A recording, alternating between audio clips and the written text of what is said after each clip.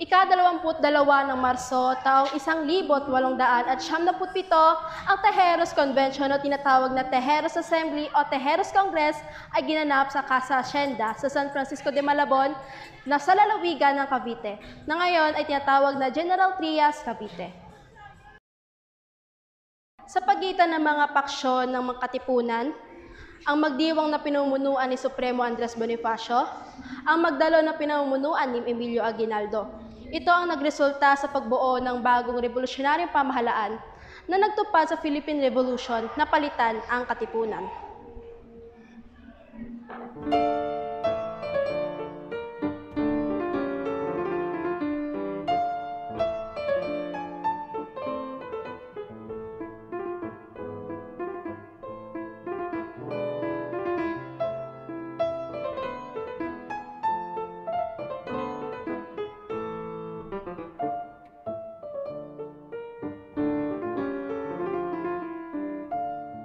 Ano ba ang ating itatatag na pamahalaan? Monarkiya ba o republika? Republika ang ating itatatag, pero asan si Emilio? Bago natin pag-usapan ang pagpapatibay sa depensa, dapat sigurong desisyonan natin kung sinong dapat mamuno dito sa Cavite. Magkaiba ang gusto ng magdiwang at magdalo. Kailangan natin magtatag ng isang gobyerno. Ngunit ang katipunan ang tumatayong gobyerno. Meron tayong mga batas na sinusunod.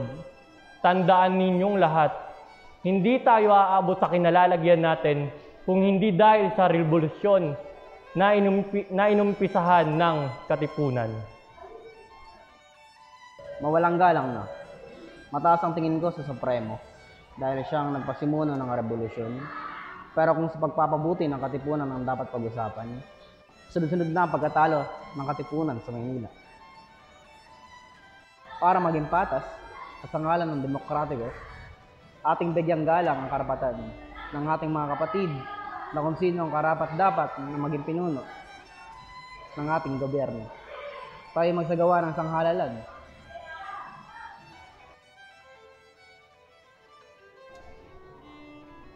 Aguinaldo,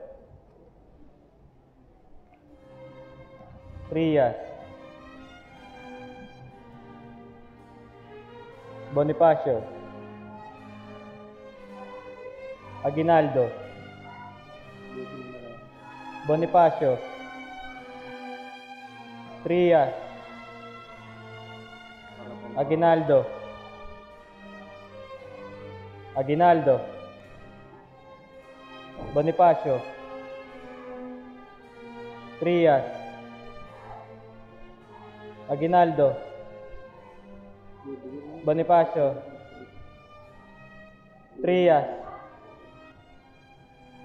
Atin nang alamin ang resulta ng eleksyon sa pagiging presidente. Si Emilio Aguinaldo ang nanguna sa botohan, na may bilang na 146 mula sa 256 na rehistradong botante. Si Bonifacio naman ay nakakuha ng 81 boto. Si Mariano Trias ay nakakuha ng 29 na boto. Magandang balita ito para sa kanyang kaarawan. Si Bonifacio nakakuha ng pangalawang pinakamaraming boto. Bakit hindi na lang siya ang gawin nating vice presidente? Bakit hindi na natin gawin ulit yung isang halalan pa para sa vice presidente? Nandito na ang resulta ng eleksyon sa pagiging vice presidente. Sa tatlong nahalal, Andres Bonifacio, Mariano Alvarez, at Mariano Trias. Ang nanalo ay si Mariano Trias.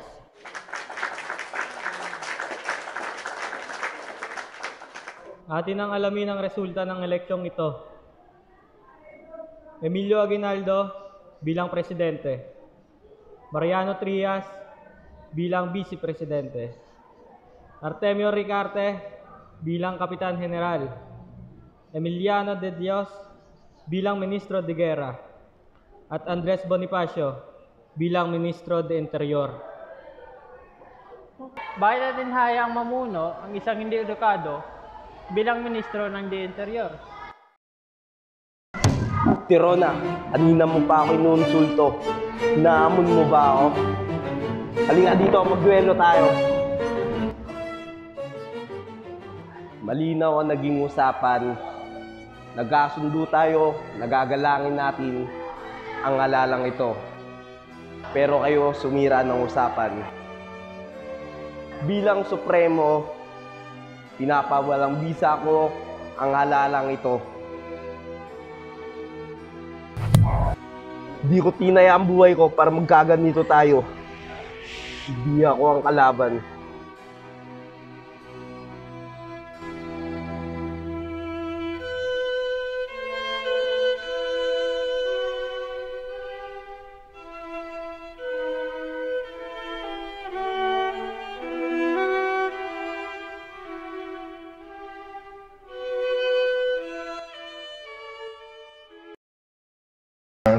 Actually, ito talagang Casa Hacienda. Ito talaga ang ating historical park. Ito ang pinupuntahan ng mga estudyante. Ito ay nagpupunta rin dito yung mga taong mga gustong makaroon ng history, kung ano ang talagang history ng Casa Hacienda. Ang Casa Hacienda, ito ang pinakamalaking building o gusali noong panahon ng Kastila. Kaya dito nagkaroon, kaya tinawag yung convention. Kumuha sila ng isang convention, ginawang pangalan ng Tejeros Convention. So ngayon, wala silang makitang lugar. So nagkaroon ng faction. Yung dalawang faction, ang Magdiwang at ang Magdalo. Ang Magdalo ay si Emilio Aguinaldo at ang Magdiwang ay si Andres Bonifacio, na ito nga ang dito nila ginawa yung convention at dito nagbotohan ang eleksyon kung sino ang magiging unang presidente ng Republika ng Pilipinas. Kasi noong March 22, 1897, yun nga, nanalo nga dito sa Casa Hacienda si Emilio Aguinaldo. Alam mo ba? Ang Casa Hacienda de Tejeros ay orihinal na itinayo noong ika-17 siglo. Ang Casa Hacienda at ang mga lupaing nakapaligid nito ay dating may pagmamayari ng mga Agustino. Ang lupang ito ay dating pinakamaganda at pinakamalaking lupang may-ari sa bansa. Noong una, sumakop ito ng 1,125 hektarya. Ang Casa Hacienda ay sumakop ng 4 na hektarya mula dito. Actually, hindi natin alam kung kailan tinayo itong building kasi noong ito ginawa noong 1800. Walang eksaktong date na ito ay talagang pinuntahan ng mga Kastila at ginawa rin itong hospital ni Josephine Bracken na sinasabi nila na naging asawa ni Jose Rizal. At kasama ni Josephine Bracken, yung kanyang mga yung in-laws na yung kapatid ni Jose Rizal at magulang na ginawa niyang pagamutan. Kasi lahat ng mga lumalaban sa Kastila, dito ginagamot ni Josephine Bracken sa Casa Hacienda. Alam mo ba?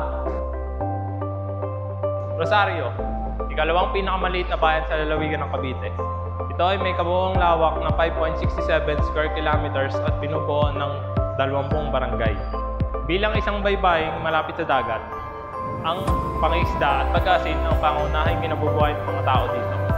Ang pagtitinapa ang isa sa mga sikat na pinebenta sa lugar ng Rosario, na umabot na sa mga karatig probinsya.